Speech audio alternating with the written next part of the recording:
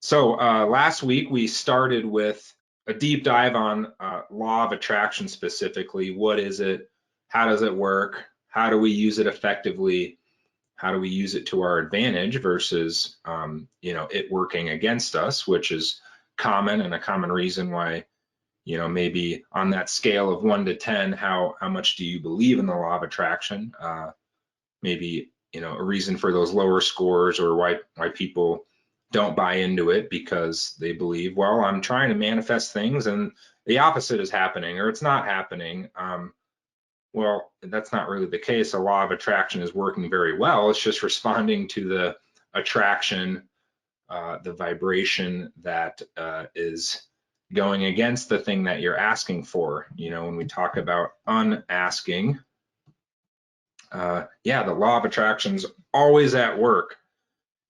So I want to give you two counterparts to this, two enhancements that's going to really help you apply the law of attraction even greater, and also give you a little more perspective as far as, this goes deeper than just trying to manifest outcomes and results in our life, but also for managing and dealing with the people in our lives, and their attractions. So the law of attraction, that was the first in what we call the 3 laws of reality creation. And so when we're in this new age kind of realm, which side note, we always chuckle at that, it's called new age now, where these concepts, these philosophies have been around for thousands of years. And I mentioned last time, when you look at the schools of thought out there, and that really the law of attraction fits in with any school of thought, science, quantum physics, biblical, Buddhist, whatever your belief system is, they're all kind of saying the same thing. And law of attraction is designed to fit in to any of those schools of thought. We covered briefly last time, how does this fit in with prayer, and what does the law of attraction mean with prayers? So when we're talking about new age, it really should be called old age. But again, if you're not a fan, or you get hung up on these kind of new agey kind of concepts, just know that my role is to present this in a way that fits in with your belief system as well. That's the role of the inevitable you. I'm not trying to preach anything, but really present this to create value for you. So finding matching to the things that you like about this, finding the value that you can, and mismatching or seeing where, or asking great questions with the challenges that arise. For example, in the 3 steps to the law of attraction, God, that's always a typo. Ask, what's your request? What's your intention? Believing that that this thing is possible. And then instead of receive, which is what The Secret presents it as, really it's about taking inspired action. And we're going to go a little bit deeper into what does receive mean in one of these 3 laws here. But that's the 3 steps to the law of attraction, just to recap a little bit. It's always at work, responding to whatever your ask is, whether it's something you want or something you don't want.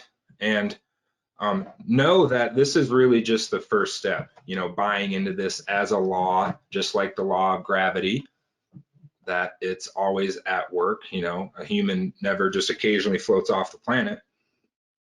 It's a law, it's not a principle.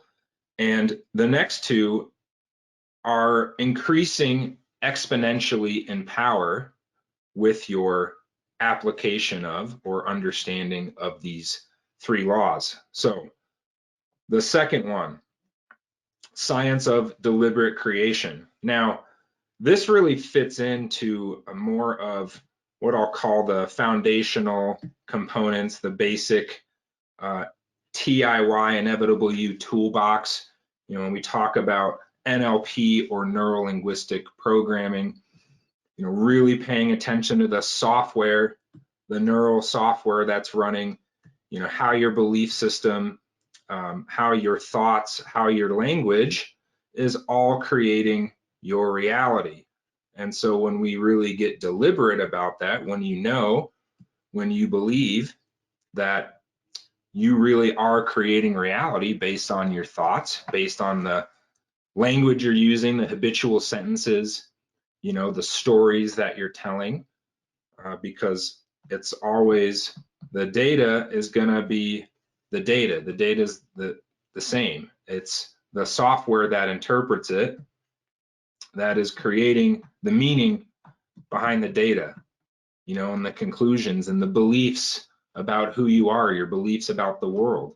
That is reality creation. And so when we go into, our other tool boxes, be it the New Year Revolution, standard goal setting, planning and keeping, SMART goals.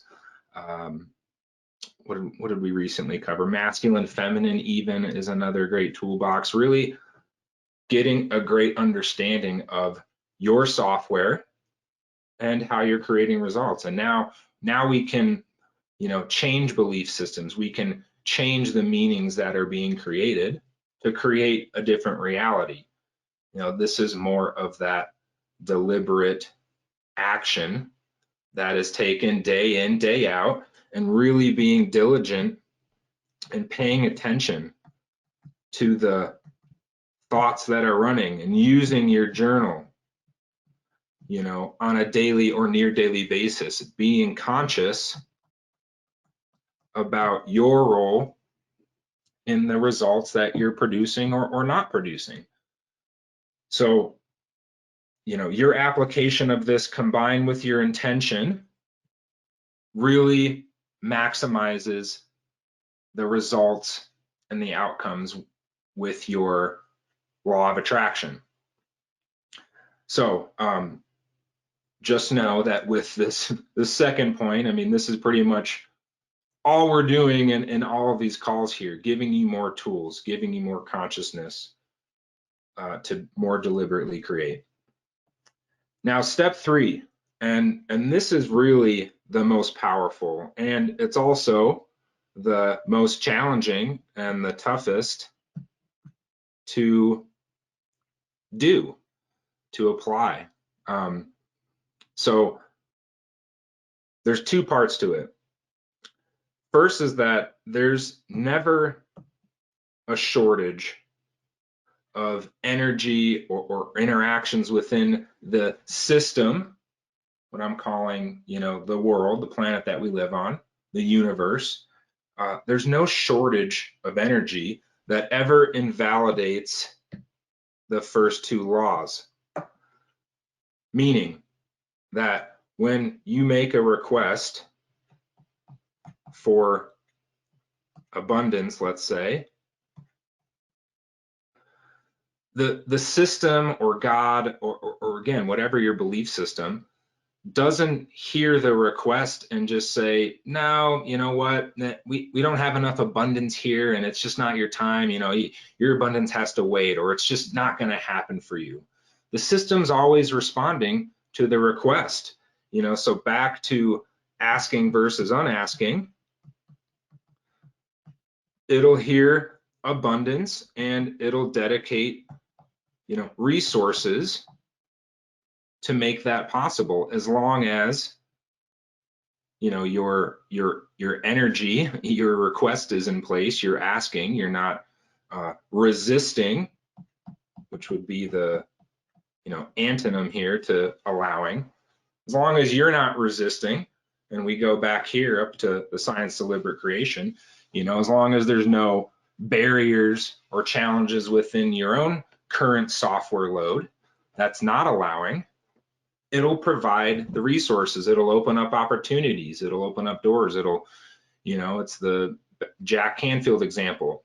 You see the National Enquirer on the newsstand, you talk to the woman, you meet a new person, right? So not only are you activating your reticular activation system, you're not only are you enhancing your deliberate creation mechanisms, it's also a request to the system to allocate resources. So there's never a shortage. The system has enough resources for everyone on the planet to get what they want. Love, money, health, whatever. There's no shortage. So that's the first part. The second part is, to the extent that you pay attention, this is really important, to the extent that you pay attention to someone else's first two laws, or first their attractions, they automatically become yours. I'll say that again. To the extent that you pay attention to someone else's attraction, it automatically becomes yours. And here's where it's very, very challenging. Let's say, for instance, the economy is, or, the, terrorists are, creating terror. We just went through a pandemic, COVID. To the extent that you're paying attention to these things, and if it's a story of, the economy is bad, the economy is tanking, I can't get ahead, or, terrorists are creating terror, therefore I'm paying attention to terror, COVID, sickness, and it could be a friend, it could be a family member. If you've got a spouse, a child, a friend, and they're going through a tough time, they're experiencing some pain, you're emotionalizing, you're paying attention to the pain in the world, guess what that's an attraction for? So this is where it becomes very challenging, when it's someone you care about, and you say, well, how am I supposed to, manifest and attract joy when the person I love, the person I care so much about is in pain? Yeah, that's quite the conundrum, isn't it? Because I just told you, to the extent that you're paying attention to their pain, you're holding that vibration, you're holding that focus, back to our first law, you pay attention to it, it's an attraction. Well, how do I hold joy for someone's pain? We have tools for this. Whether it's a classic example we love to use, the butterfly cocoon tool. When a caterpillar forms its chrysalis and it's undergoing a very, to us, a painful transformation process, it's going to liquefy itself. It's going through this intense transformational experience. And then, once it's actually, transformed into the butterfly within the chrysalis and it's starting to emerge, we use a old, I don't know what you'd call it, a proverb or story, but, a man sees this little butterfly starting to emerge through the very tiny opening of the chrysalis, and sees it struggling, sees it's trying to get its way out, and he, goes over, takes out his pocket knife, just cuts a little bit of the opening, just to help the insect out, give it a little more room so it can emerge. Butterfly comes out, falls to the ground, flaps around, and ends up dying there. Now, why would just cutting that little opening, or helping that butterfly out a little bit, cause it to die like that? I know one or two of you have heard this example before.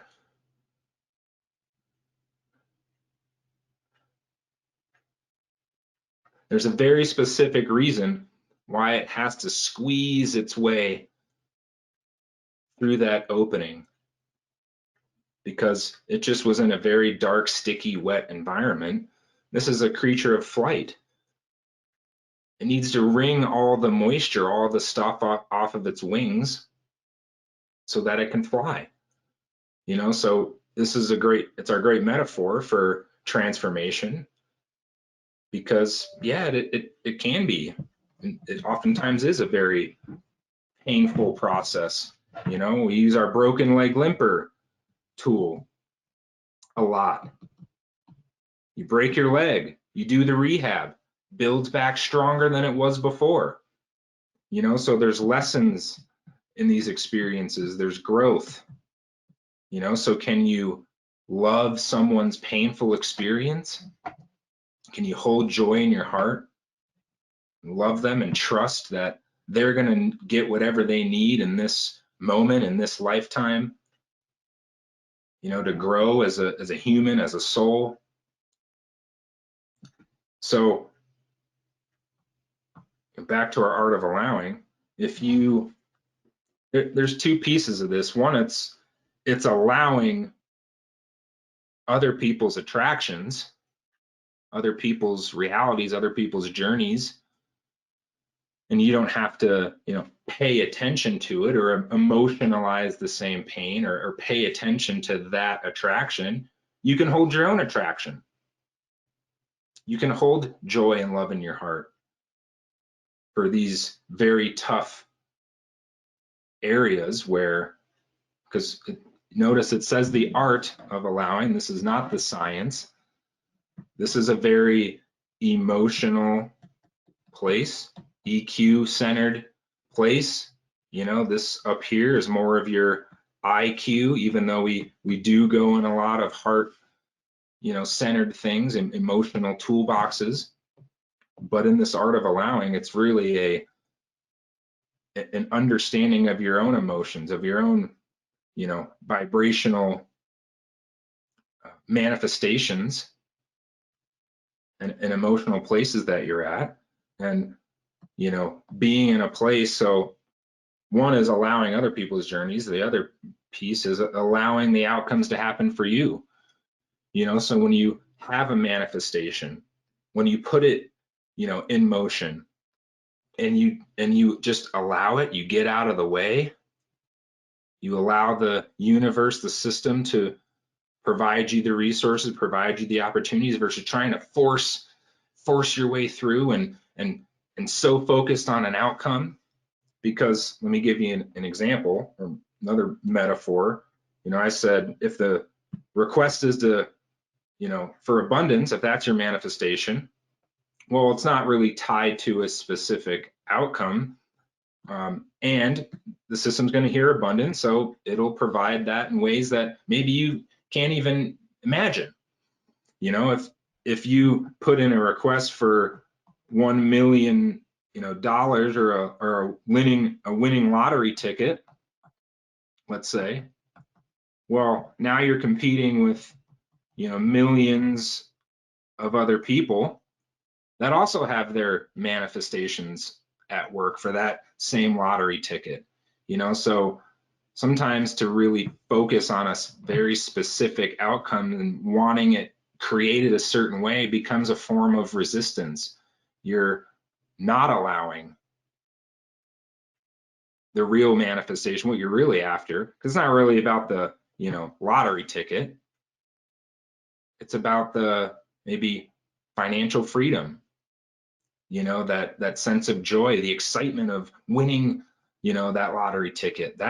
It's really after that emotional place you're looking for, right? The joy, the happiness, the passion, all these great towards pattern emotional places.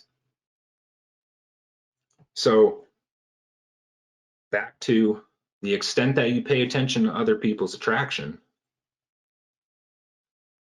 it becomes yours.